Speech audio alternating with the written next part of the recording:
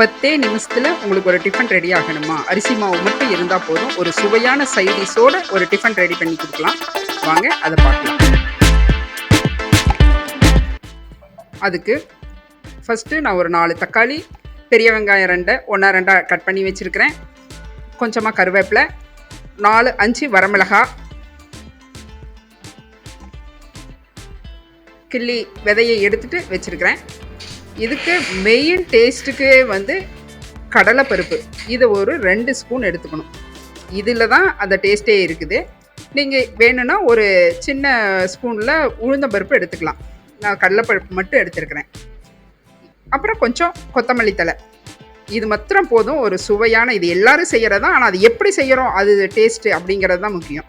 ஒரு கடாய் எடுத்து கொஞ்சமாக எண்ணெய் விட்டுக்கிறோம். கொஞ்சம் கடுகு, அது நல்லா பொரியட்டும். கடலைப்பருப்பு நம்ம எடுத்து வச்சுருக்கிற கடலைப்பருப்பை அதில் போட்டுறணும். உளுந்தம்பருப்பு நீங்கள் எடுக்க விரும்புனா அதையும் போட்டுடலாம்.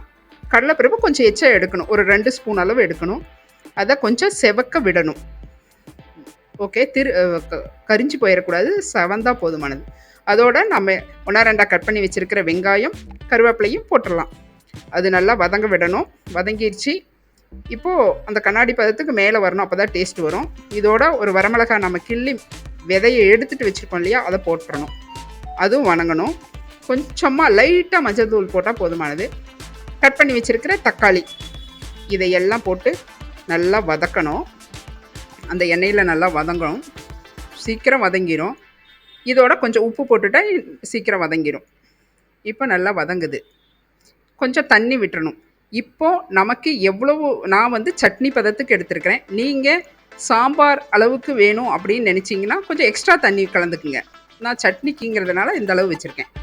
கொஞ்சம் கொத்தமல்லி தலையை கட் பண்ணி சேர்த்தி வெந்துருச்சு. இது வந்து ஆற விட்டுறணும். ஃபேன் கிட்ட வச்சோன்னா சீக்கிரம் ஆறிடும். இப்போ இது ஆறினதை ஒரு மிக்சி ஜாரில் வச்சு, இதை அரைக்கிறது ரொம்ப முக்கியம். இதை வந்து பல்ஸ் மோடில் தான் விடணும். அதாவது அந்த கடலைப்பருப்பு 1 2 அடிபடணும். தக்காளி எல்லாமே ரொம்ப நைஸாக மசிஞ்சிடக்கூடாது. ஒன்றா அப்படியே தோசையோடு வச்சு சாப்பிடும்போது பருப்பருன்னு இருக்கணும், கடிப்படணும் வாய்க்கு. அதுதான் டேஸ்ட்டே இதில். இப்போ தோசைக்கல் வச்சு தோசை ஊற்றிக்கலாம்.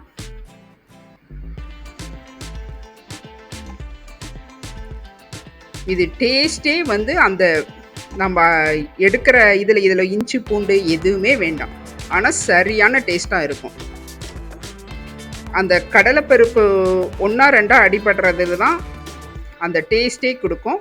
நீங்கள் வேணுன்னா உளுந்தம்பருப்பை ஆட் பண்ணிக்கலாம். அதோட நான் போடலை.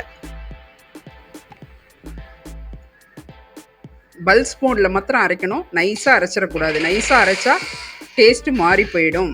நார்மல் எல்லோரும் செய்கிற அந்த சட்னி மாதிரி ஆகிடும். நீங்கள் இப்போ ஊற்றியாச்சு தோசை. பாருங்கள், சட்னி சூப்பராக வந்துருச்சு. நான் 1 2 பல்ஸ் மோடில் அடிச்சிருக்கிறேன். நான் சட்னிக்காக வேண்டி இப்படி அடித்தேன். நீங்கள் வேணும்னா இன்னும் கொஞ்சம் தண்ணி விட்டு சாம்பாரோட கன்சிஸ்டன்சிக்கு நீங்கள் வச்சுக்கலாம். இப்போ பாருங்கள், இதோட வச்சு அந்த சட்னியை தொட்டு சாப்பிட்டு பாருங்கள். இது 10 நிமிஷம் கூட தேவைப்படாது. சூப்பரான சுவையான ஒரு டிஃபன் ரெடி பண்ணி கொடுத்துர்லாம். ஈஸியாக இருக்கும். சுவையான சைட் டிஷ்.